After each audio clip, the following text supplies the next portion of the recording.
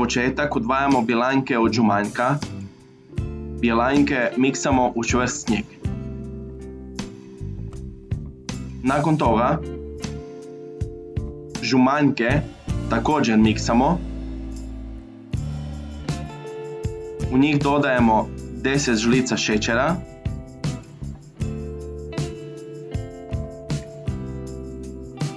15 žlica ulja, 15 žlica mlijeka, 15 žlica brašna.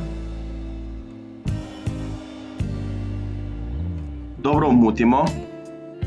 Dodamo jednu vrećicu praška za pecivo, te nakon toga dodajemo snijeg od bjelanjaka.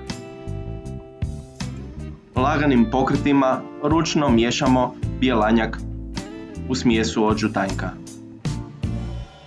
Izlijemo u pleh veličine 40x20, te nakon toga stavljamo peći na 180 stupnjeva. Kada tijesto dobije laganu žučkastu boju, tada ga vadimo iz pećnice.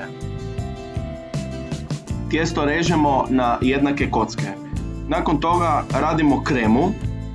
U kremu stavljamo 200 ml mlijeka, 100 g čokolade za kuhanje, 250 g margarina te čašu od 2 deca kristal šećera.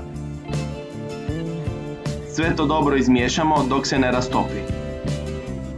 Nakon toga tijesto umakamo u čokoladu koja je prethodno malo ohlađena, uvaljamo u kokos i to je to. Dobar tek vam želim!